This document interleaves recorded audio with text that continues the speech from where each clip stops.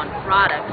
And so I don't know what the deal is now, because they just announced it, but it has to be watered down no matter how strongly you feel about it. And I think it's a good provision because if our industries are in bad shape, this is the kind of bill that will help a lot, because it says, buy American.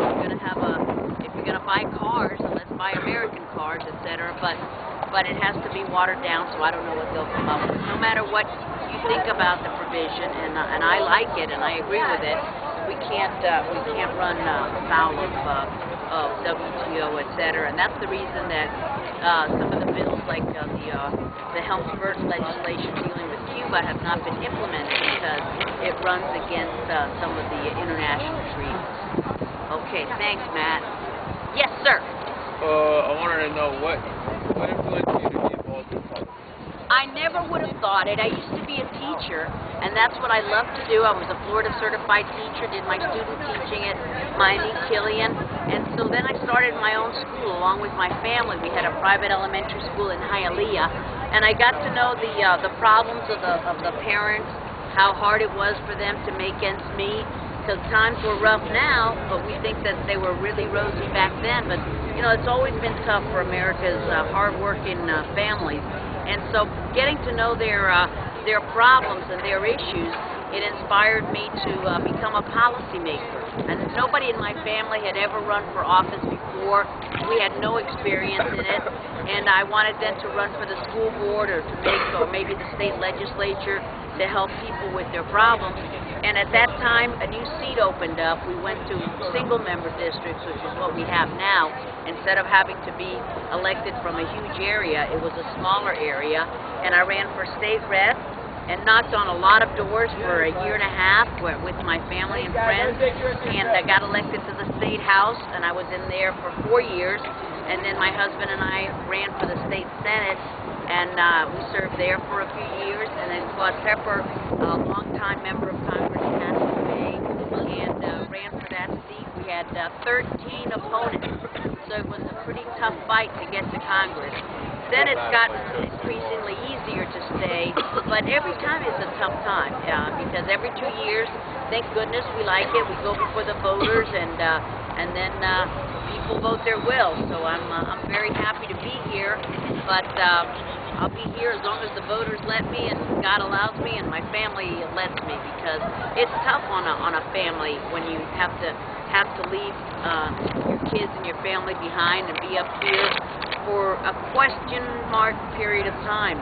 This week we don't know if we have votes tomorrow or Friday or Saturday or Sunday, so it's a tough job, but I love it, and I get to help a lot of people. So it's trying to help people is what inspired me to run, but I didn't have any political leanings at all. My husband, on the other hand, he was class president at Palmetto High School, and he was involved in a lot of the political organizations as he was growing up. So he had more of a background in it. I just came from out of the blue, and here I am. Who'd have thunk it? Thank you for that question. I have time for one more before we scoot on out. Just about education, we're all trying to get into college right now, and we know, and we read the paper now, and it's increasingly getting tougher for us to get into college. They're reducing the freshman class that we are because of the budget. And scholarship aid is tougher to get as well. So is there anything that I hope so. I'm a proud promoter of Pell Grants and increased student loans and all of the programs that can help make your life and your parents' lives and wallets a lot easier. So I think it's increasingly tough for kids to get into college. A lot of the colleges are scrunching down. They can't make ends meet themselves, so they're reducing their entrance class.